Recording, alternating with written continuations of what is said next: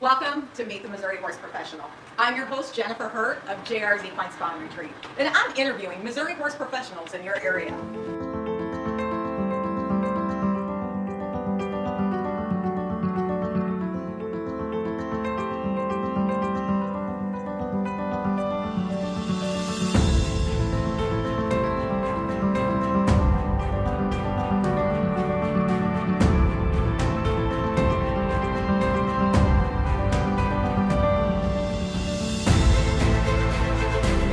So come join me in meeting this week's talented Missouri horse professional.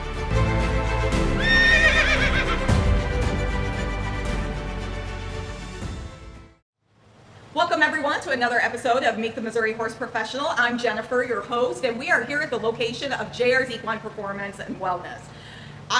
We're going to change the setup, so the interview, you're actually going to be able to see who we're interviewing, but I wanted to show this setup from this distance to show you that in our arena, we actually have a TV, and you can hook up your computer and you can do virtual lessons. So we are actually going to do our interviewee through this setup. And so we're going to, like I said, move the camera so you can see her a lot better, but I wanted to show you that anybody who can ride in here, get a virtual lesson. The person, your instructor, doesn't have to be here.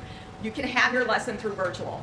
If you have any questions, get a hold of me, 417-830-9174, and we can get you scheduled. Okay, I'm going to move the camera now.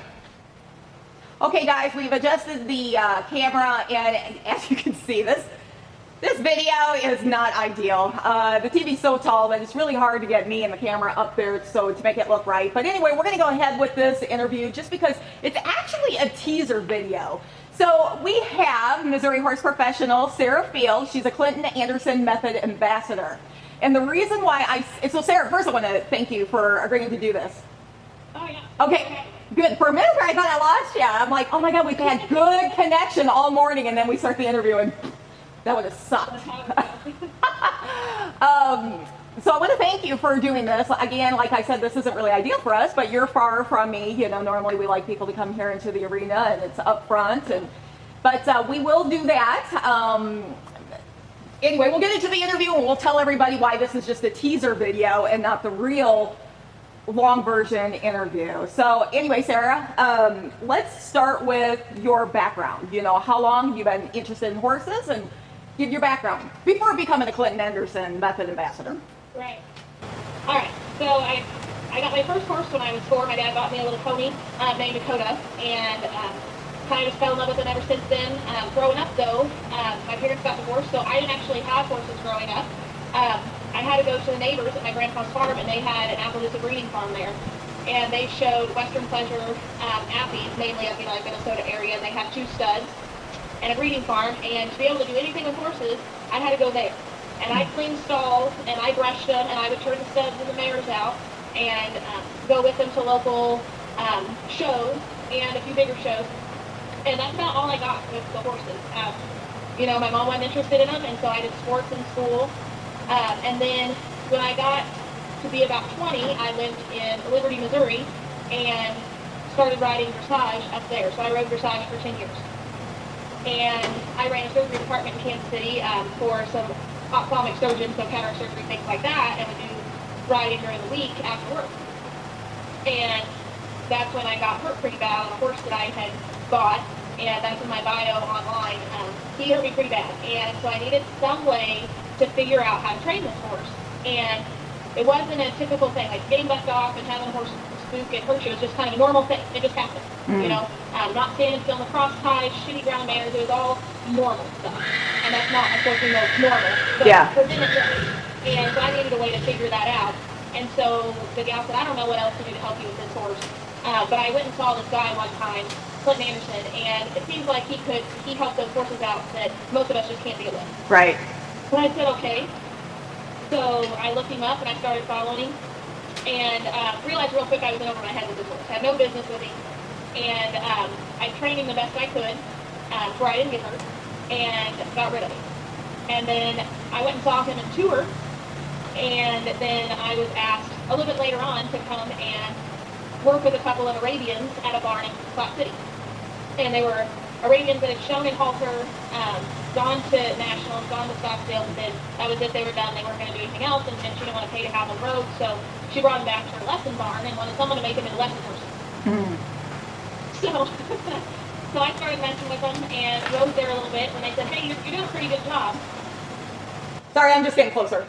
Oh, you're good. Yeah, So yeah. you're doing a pretty good job. You want to teach some lessons? And I said, "Okay, sure, why not?"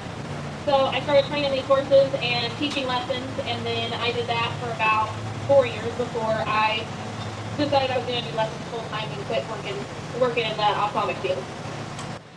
And it's listening to your story. You're talking about how you went and saw Clinton Anderson and that you had no business being around horses or working with horses. That statement is so funny, and I'm going to tell you why. Is because I did grow up with horses. I grew up with Arabians. My mom had Arabians. My dad had quarter horses, and I grew up with them. And I got introduced to Clinton Anderson's method about 14 years ago. And I tell everybody, I don't feel I became a horse person until 14 years ago, even though I've been raised with horses. And I look back and I just shake my head at the stupid stuff that I've done. It's just nuts. So, and whether people love him or hate him, his method works. Right. Yeah, for sure. And every clinician has their own way, and the people like them or they don't like them, and that's in any discipline and any clinician. But love him or hate him, like you said, he makes it to where people who don't know what they're doing, Yes. He makes it easy for them to understand. So Yes. I can take clients that barely know how to alter. Right. I can give them instructions, and I can send them home, and I can tell them, hey, get on the app. And Yeah. it has the app instead of the DVDs, it's the app. And get on there and just listen to the philosophy. Listen to the first few steps. Go ahead and go put that into practice. And they can text me and go, I understood all of that. Yeah. He kept it simple. And he has a very good saying, keep it simple, stupid. It's not because people are stupid, it's because he felt stupid doing it. Right. And keep it very simple to understand. Yes. And I think that's the novelty there with him versus a lot of other clinicians is we can all understand it. Yes. Children, adults, horse experience or not, everybody can understand it.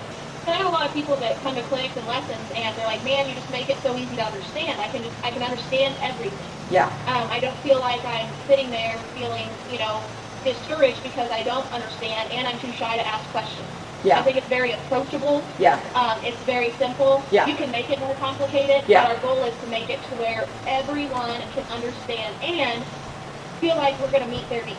Yeah. So, like he says, whether your goal is performance horses or just riding on the trail safely at a walk, Yeah. we're going to do what we can to help you get there, and your goals are important to us no matter what they are.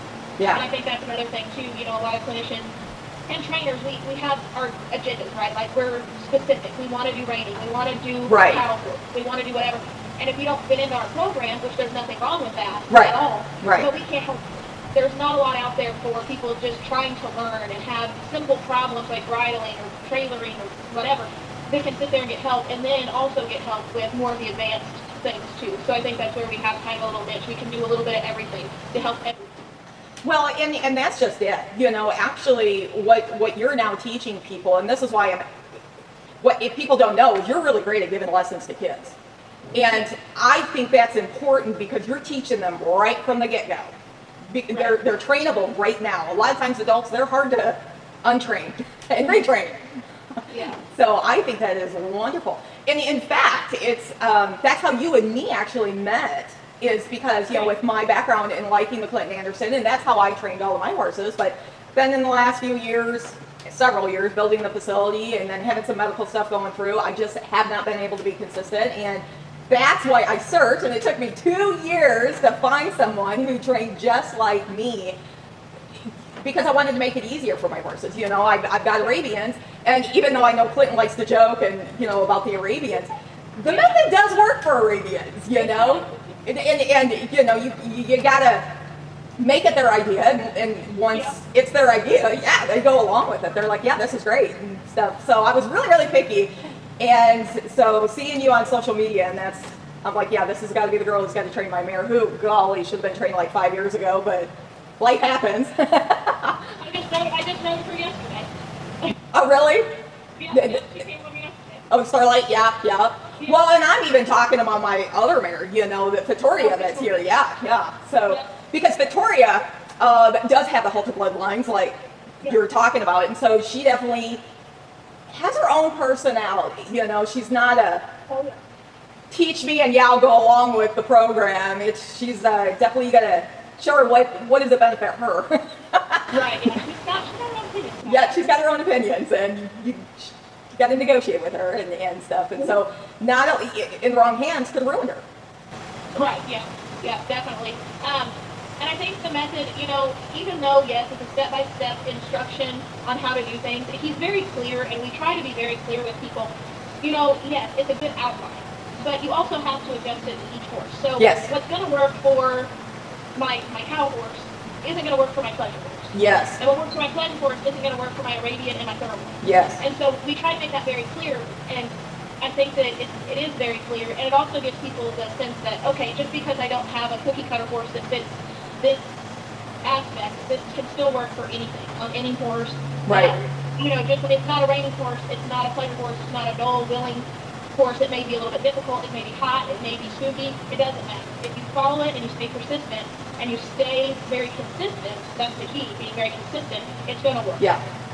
And that right there is just it, is you got to be consistent. And I wasn't able to be consistent, and that's why I had to get you a professional, who could be consistent. And I think a lot of people have it in their heart that they got this horse and they want to train it themselves, which, okay, that can be great and all, but if you can't be consistent, and most of us, we can't because of life, we have our day jobs, and some even have night jobs, and then you got your family and stuff. And to me, it's like, do your horse justice by sending it to a professional who can be consistent, because that's going to make all the difference for the rest of that horse's life, in my opinion. Right. Oh, yeah. Well, and we have a saying, foundation isn't anything, it's everything. Yes. If you listen to anything, that he says, or any trainer, and like I said, any trainer will tell you, foundation is key. Yep. We all have a little bit different opinion of what that foundation should look like, sure, just like a builder. We all kind of have our own little thing we like to do, maybe our own little steps in our process, but foundation isn't anything, it's everything. And if you have a horse with a solid foundation, even if it's just groundwork, I had that little colt I brought into your place when I sent him home to let them do their lesson on. He's going to colt starting with me now, but I had for 8 weeks of groundwork in the year. Yeah. He's so easy now. He's going to be so easy at colt starting. I mean, he just remembers everything. But if you can have a solid foundation, even of groundwork on those horses, Yeah. you set them up for success their entire life. They'll never go with a home that doesn't want them, that doesn't love them, that can't take care of them, because everybody's going to want that horse with that solid, safe foundation. And see, I think that's important. Like you just said, you had that colt when he was a yearling. I think every horse should go through some kind of training course at a yearling age. I'm not talking it has to be ridden, but groundwork, solid groundwork. And the reason is, and this is from my ignorance from way back when, before even knowing Clinton's method. Let's say you get an injury into that horse got caught in the fence. You need to doctor that horse, and you're now not going to be able to doctor that horse because that horse has had no training, and all it knows is what it was programmed by nature to do, which is flight. Get out of here, struggle and get out. And so I think everybody's young one should be taught the groundwork. And this like this little colt, he just turned 2, but he can lead low, base, high, do a showmanship pattern. And no barn will turn down a horse that can do a good showmanship pattern. Exactly. Because they're respectful. Right. But, and we don't call it showmanship. It's an exercise that really gets that good after your groundwork is leading the side. But if you can get a horse to do a good showmanship pattern, to be that respectful, any barn will take that horse. You will never have a boarding problem. You will never have a issue with doctoring or trailering or needing to do something with them if they just have that good solid foundation. Yes, I agree. So you already hinted and said that you're taking this colt to your colt starting. And so that is what we're going to go ahead and talk about. That is the big reveal here.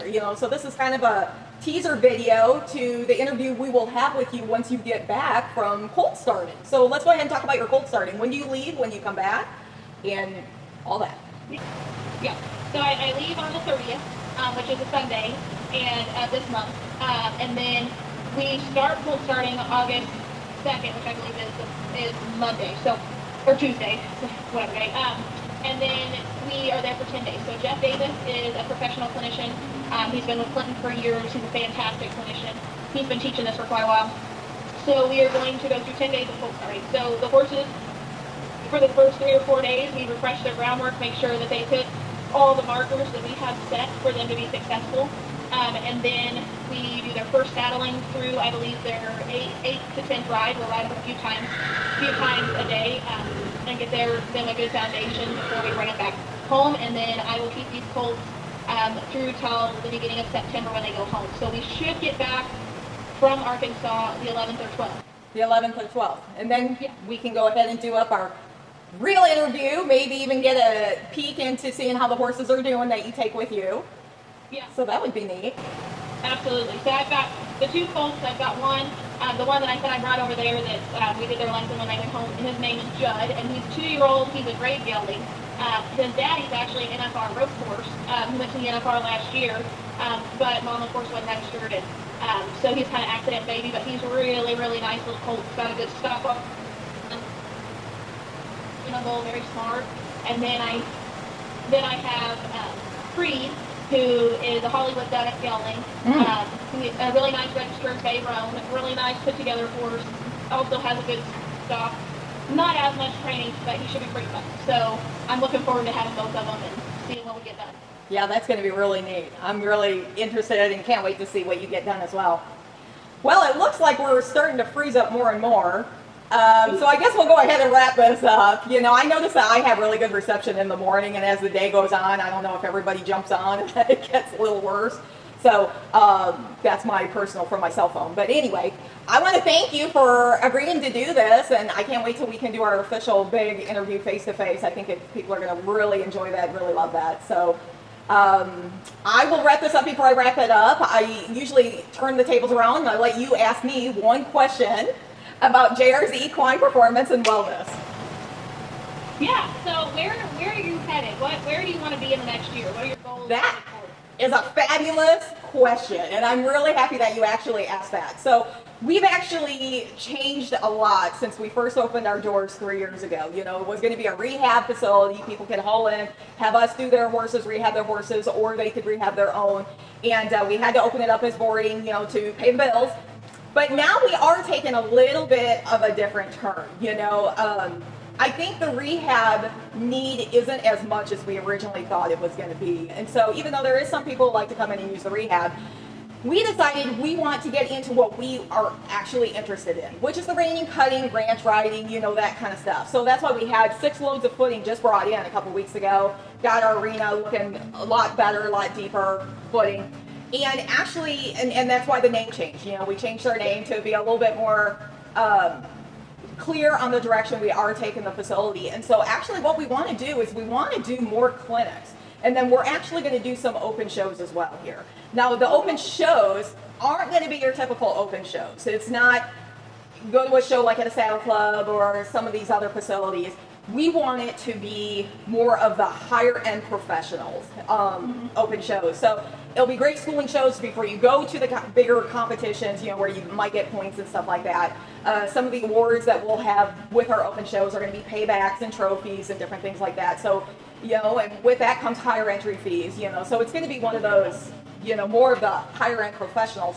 But we are looking into a lot of clinics, a lot of ranch riding. People are really wanting the ranch riding, which is great because that's what we're interested in as well. And also we're going to be doing a lot with cowboy dressage. And a lot of people get confused with cowboy dressage. They think it's Western dressage, and it's completely different. In fact, I would say cowboy dressage, if you watch someone do a cowboy dressage maneuver and look at a ranch riding maneuver, you probably couldn't tell the difference. That's how much they are similar. And so we are going to be doing a lot of that as well. And so that's the direction we plan to take it. We're actually going to build some outdoor stalls for overnight guests, and when I say outdoor stalls, I'll have a roof and stuff like that. But I think we're looking at 10 to 20 of them that we will be building. I was kind of hoping we could slow down in the building, but it doesn't look like that's going to happen anytime soon. We still got tons more to do. But that's the direction that we plan to be in a year's time. Nice, good deal. Yeah. So you'll have to be a part of it. You'll have to bring all your students, and have clinics and stuff like that here and all that good stuff. And yeah, well, I plan to have a couple of range riders going by next week, so. Good deal. Excellent. All right, well, Sarah, I want to thank you so much for agreeing to do this interview, and I'm glad we were able to schedule a time. I know that yesterday, or we tried to schedule a time for yesterday, and you were like, well, 7:30 in the morning. And I was like, yeah, this girl don't do that. 7:30 in the morning, we're good at 9:15, but because you had such a long day, and I imagine if you're taking the day off, I imagine it's well deserved and you need to relax and finish enjoying your day. So, I think you froze up on me. Oh, I think you did. Anyway, we'll see you later if you haven't. See you later. See you later. Bye-bye. Bye-bye.